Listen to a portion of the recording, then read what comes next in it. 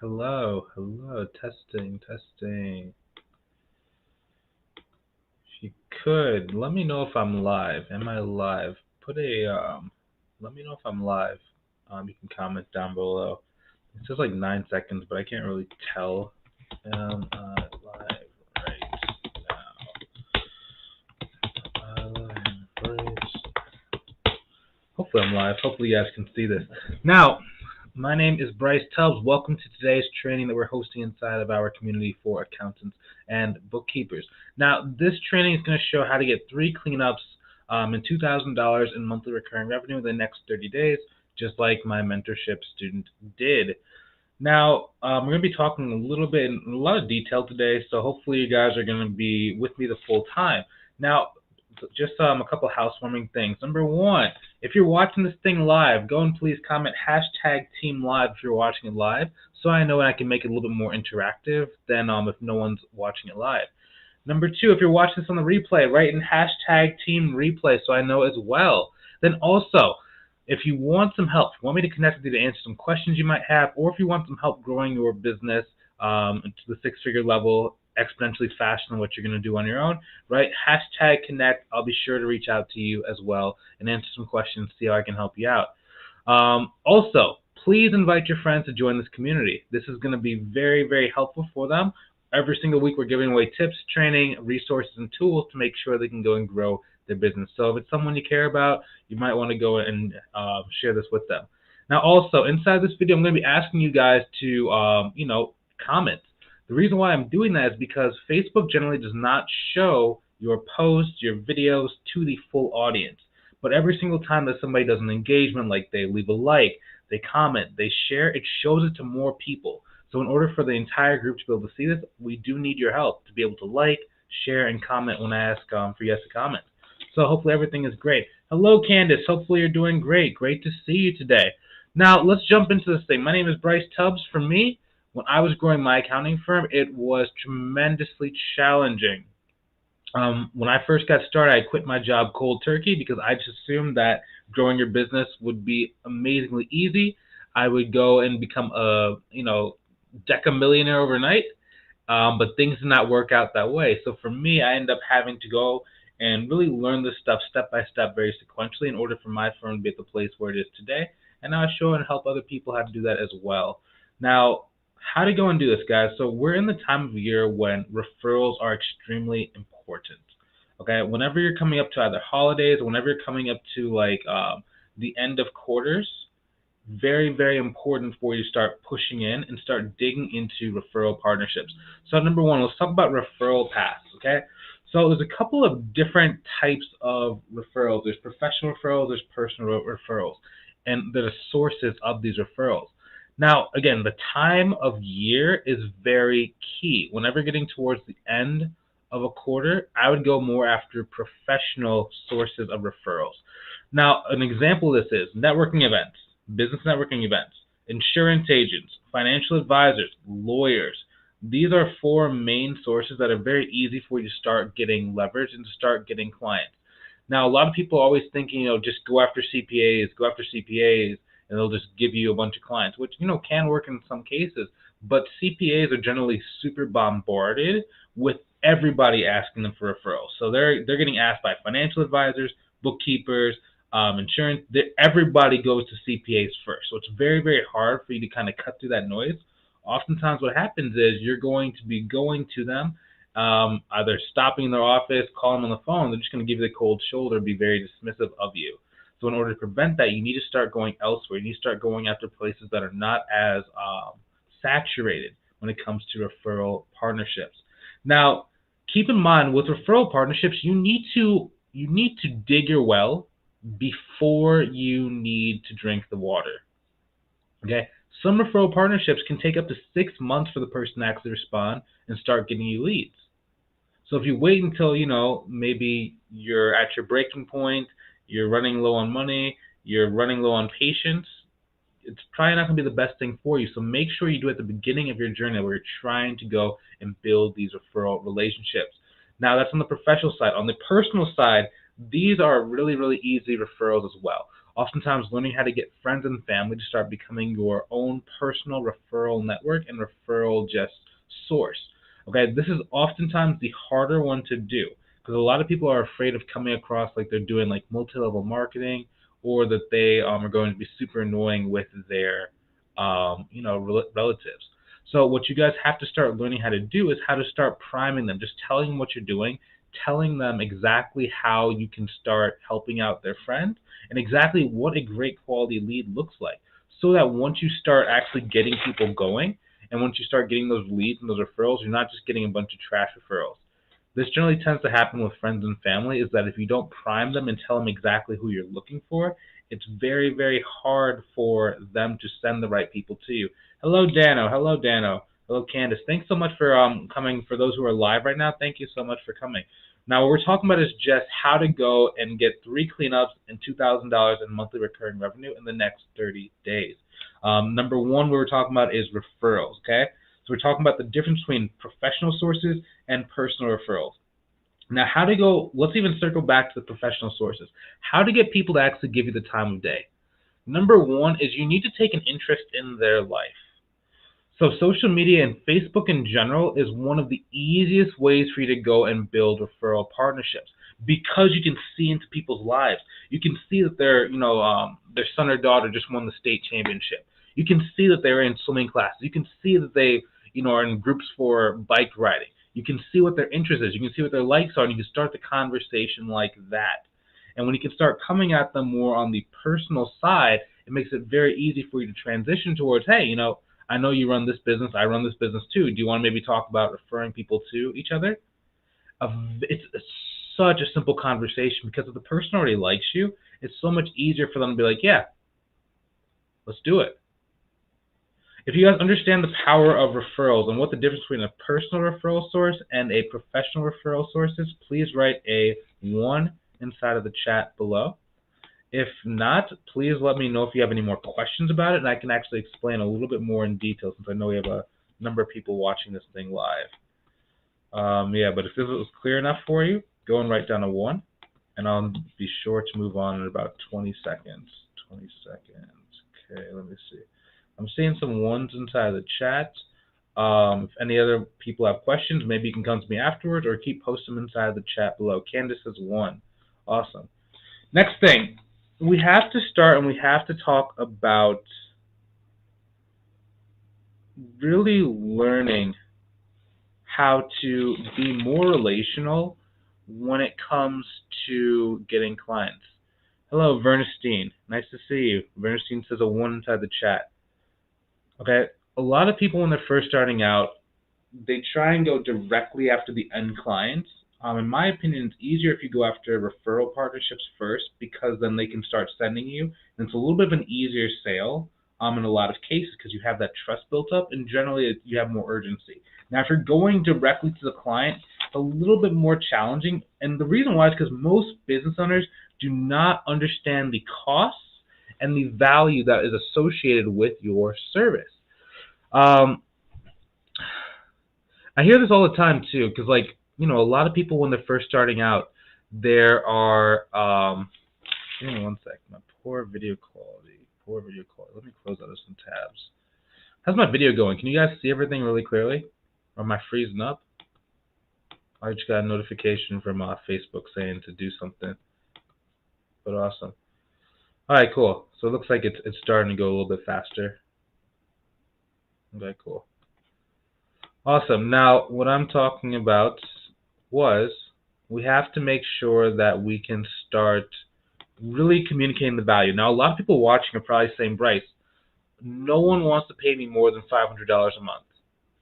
And it's not that they won't pay you $500 a month. It's just if they don't have the things we're going to be talking about in a second, they're less inclined to pay you more than $500 a month. They're going to pay it to somebody. It's just whether or not it's going to be you. And here's how we can start changing it, okay? For example, just to put this in perspective, some people say that even people running like a 7-figure business are not going to pay them more than $500 a month. To put that in perspective, I own a multiple 6-figure business. I actually own 2 multiple 6-figure businesses. And I pay a woman between $800 to $1,000 a month, literally to hit publish and to export my Google Calendar onto a spreadsheet. The service you're offering is a lot more valuable, so people are going to be willing to pay you that. You just have to believe that it is, and you have to start implementing these things. So your job is to educate people during your consultation and even before your consultation, so they come on pretty warm and they're already ready to go and they're ready to sign up with you. Now, in order to educate them, you need to know how they see the world and how they view your service in order for you to know what questions and like how to move them forward in your presentation. Okay, if you're giving the same presentation, or even if you're just winging the presentation without really knowing how they feel about the service, what their viewpoint is, what their budget is, what their view on their budget is, how flexible it is, are they price elastic or are they price inelastic?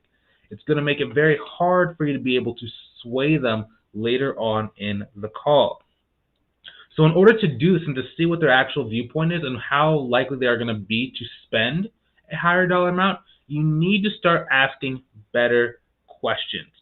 And the questions need to be in regards to their belief systems. Hello, Rane. Rane, I don't know exactly if I'm saying that. Sorry if I just messed that up. Miss McGraw, great to see. Great to see. Now, when we're talking about their beliefs, there's generally 7 major beliefs that someone has to understand and believe in order for them to make the buying decision with you and to be very comfortable about that decision, okay? 1, do they have pain? 2, what is the impact of not moving or not working with you? 3, do they doubt they can do it on themselves? 4, what is the cost of not fixing this? 5, what are some solutions that they've tried? And then 6, what is their financial situation / financial goals look like? Okay, as long as you can. Also, number 7, what is their support system? Do they have to speak to their spouse to make a decision? Do they have to speak to their dog to make a decision? Do they have to speak to their business partner? Do they have to speak to their board of directors? What does that look like? You need to know all these beliefs in order to make sure that at the end of the call, you know exactly what to expect and exactly what their clarifying questions are going to be versus what their objections are going to be. Now, the difference between that is if you've done your consultation correctly, generally at the end of the call, it's more about clarifying questions where they're asking how they can move forward or they're trying to figure out like what they can do in order to make this thing work. If it's an objection or a smoke screen, it's more like they're telling you reasons why now is not a good time or why they are not going to move forward. Now, if you've done this questioning in the beginning, you're going to know which one is which. For example, if you ask them earlier in the call about, do you have to go talk to your business partner? And they say, no, I don't even have a business partner. But at the end of the call, all of a sudden there's like this random business partner that gave them $1 into their business 10 years ago they have to consult with before they can move forward with you. It's probably an objection, and you have to handle an objection. So that's why it's so important. Now, one thing that's really important, I'm just kind of looking at my notes because I wrote a lot of notes. I always give my students inside the private mentorship program, I give them a belief tracking note sheet. It basically looks like this, where you can track exactly what you're going through and exactly what questions you need to ask in order to know where you need to take the person in order for them to feel confident and clear about signing up with you. Now, if you want me to send this to you and send you actually a file that contains the drawing so you can just print this out the next time you have a consultation, go ahead and write belief sheet down in the comments. I'll be sure to send it to you. Belief sheet. Belief sheet. Okay, this alone makes closing your calls and getting people to sign up so much easier because you know exactly what is their objections, what are their beliefs, what are they going to say before they start saying it. And then you start getting things at the end of the call like, wow, you read my mind. And it's not that you read their mind, it's just the fact that you already asked them about it and they told you exactly how they think, so now you can move and you can start acting in alignment with how they naturally view the world. And then it's all of a sudden like, wow, you just really get me. Wow, you really understand me. And then they start wanting to move forward. And this is what we talked about earlier, where it's like, it's not that they won't pay you $500 a month. It's just in a lot of cases, they don't really understand your value. And the fact that you can know somebody better than what they know themselves is value. and they start seeing you a little bit differently. And rather than just being like this, person they want to pay like $15, $20 an hour, now you become this indispensable like advisor that just knows everything about business. And it's not that you did anything different, it's just the fact that you listened harder. Now, awesome. So that's the next thing. Next thing is you need to start learning. Actually, before we move forward, do you guys understand the power of sales and the power of asking the right questions? If you do, put down a 2 in the chat below. Put down a 2 in the chat below. Also, if I'm speaking really, really fast and you want me to slow down a little bit, let me know that as well. You can just write slow down inside the chat, and I'll be sure to slow down. I'm just kind of racing the clock because I have a lot of information left to cover. But I generally like to keep the videos under about 25 minutes in duration, because anything over that, Facebook starts really limiting the amount of people that see it, because they believe that most people have shorter attention spans. So, okay, so Candace wrote a 2. Candace understands the power of sales. Bernstein says slow down a little bit.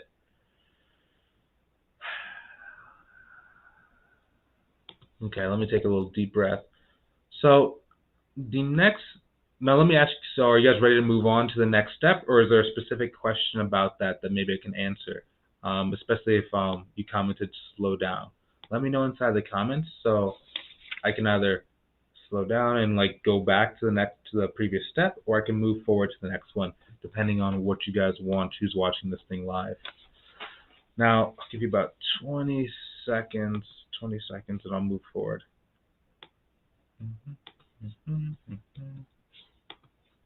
Okay, I'm seeing some 2s inside the chat, so I'm thinking about moving forward. So the next thing is, you guys need to start learning about what attracts business owners using Instagram, your Facebook business page. If you want, you can use LinkedIn, even your Facebook personal page. Now, a lot of people, what happens is that they think that they're going to make a number of posts, and then people are going to just move forward, and they're going to do stuff, and they're going to take a bunch of actions. Now, in some cases, this is true, but an even more powerful way to utilize content is for the content to create conversations. Just like we talked about earlier in this video, whenever you get someone to like, comment, or share your post, Facebook and the different social media actually spread it out to more people who are just like them. So your job needs to be about how to make your content get people to comment, get it to share, get it to like it. And then once that happens, you can actually use that content to open the door for new conversations. So, for example, I had a student inside of the mentorship program. And what we were doing was we were looking at her Instagram, because certain students inside of my program like to use Instagram instead of LinkedIn or Facebook. It's just really dependent on what you want to do. So we were kind of looking at it, and the way that we were tweaking her Instagram was to add in a little bit more of her personality and a little bit more personal life into her business content. Now, the reason why we're doing it like that is because of connection and trust.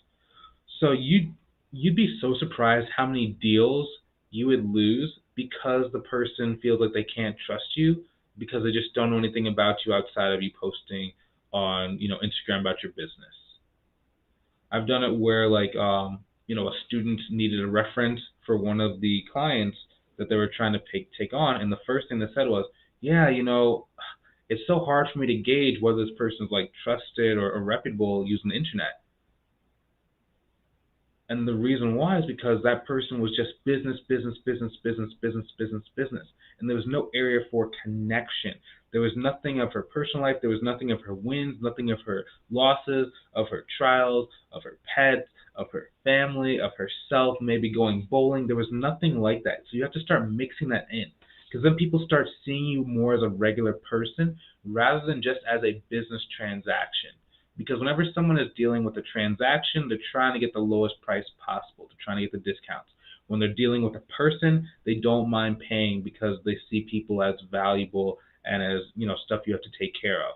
That's the difference. Now, I'm not saying that you need to go and like just take family portraits and everything has to be about your children and your home address. I'm not saying that. What I'm saying is you need to learn how to strategically add in places where you're a real person. For example, sometimes I'll post like a picture of like my food, right? And the reason why I do that is not because I'm just randomly posting. It's because I'm trying to build comfort and familiarity with the people who are seeing that post. It's the same thing for you guys. It doesn't change. It's the same thing I use in my accounting firm. It's the same thing I use for my coaching business.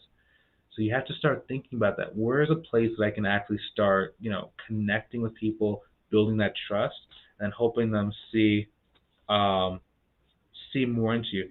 Hey Pierre, oh I just saw your message that you want more info and you need to jump. Okay, awesome. I'll talk to you in a minute, Pierre, and I'll see you and I'll connect with you in a few.